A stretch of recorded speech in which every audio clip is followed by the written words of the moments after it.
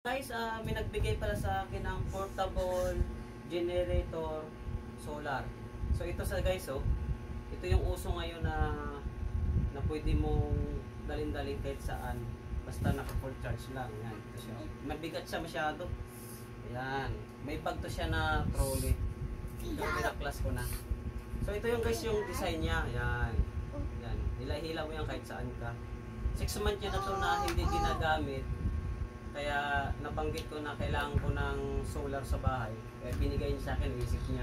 Yun nga lang, pag uwi ko, chinik ko, hindi na gumagana. Yan. Hindi na siya kahit anong gawin ko. Kasi sira na yung battery. Ang battery kasi pag hindi ginagamit ng matagal at saka na drain, lumulobo. So ito sa guys, babaklasin natin yung battery.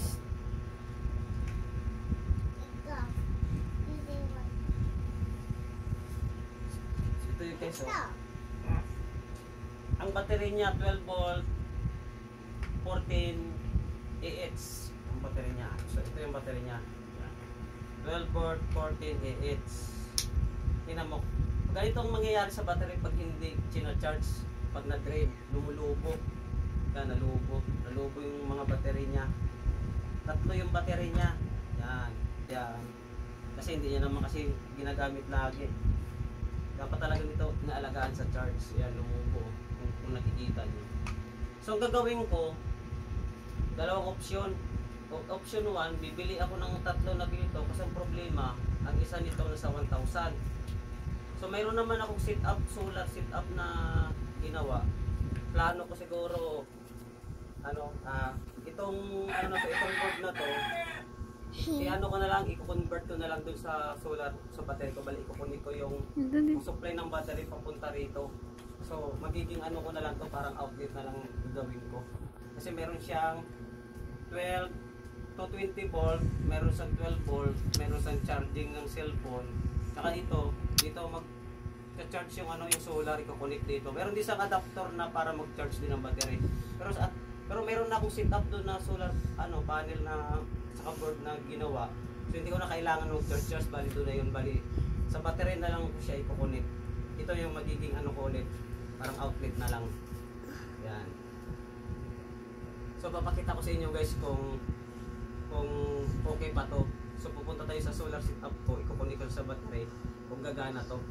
Pag gumana, pag-isipan ko na lang kung anong gagawin ko. Either bibili ako ng tatlo or ikukunin ko na lang sa solar setup ko. Let's go! So guys, andito na tayo sa malapit sa solar setup ko, no? Kung makikita nyo, ito yung solar setup ko. So, yung solar setup ko na yan, may battery yan. So, dito yung battery. Kung nakikita yung battery, lapit na. Kung nakikita yung battery, ayan yung battery ko. Bali temporary ko i-connect dito. Titingnan natin kung mabubuhay. So, yun nga. Kukunin ko muna yung connection doon na i-jumper ko dito para malaman natin kung mabubuhay. Okay. Dito guys, ang negative, positive. So, i-connect ko siya dito temporary dito sa niya. Kasi dapat sabay-sabay itong positive at negative. So, pwede naman to yung isa. Dito ko lang muna i-tusok. Unahin mo tayo sa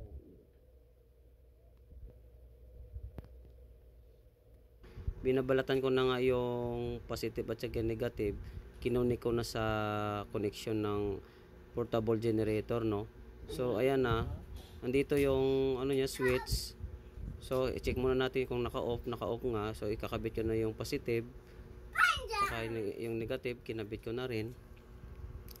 Ayan nga, inantay na lang natin na ma-connect ko. So yun na guys, na-connect na. So yung connection na to guys, ililipat ko yan dyan. Dapat naka-automatic yan. Pag nag 12.2, mamamatay kusa ang control ko. So sa ngayon, temporary lang na mabuhay lang natin tong portable generator. So yan ang setup ko guys. Kung makikita mo, sakay ko na lang kayo turuan yan. Sana ulit pag okay ng lahat. So ito guys, iunan natin para makita natin. Yun, nakikita nyo guys, nabuhay. So nakita nyo, naka full back. So yan guys, nabuhay siya. Ibig sabihin yung sira na yon, battery lang. So ngayon, nabuhay na siya. So ito yung ano niya, yung DC. Kung gusto mo nang buhay yung DC, i-on mo lang yan. Yan, magkakaroon na ng supply yung 12 volt. Tapos kung AC, on mo lang yan. So ito na yon. Yes.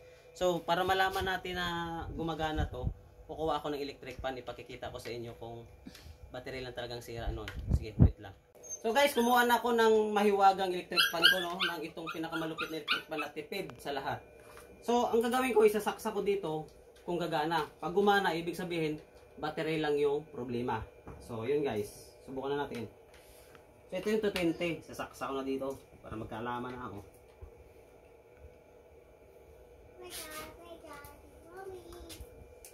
Oh, so gumana guys, oh. Oh, di ba? Oh, di ba? So ibig sabihin, ang problema niya lang ay battery.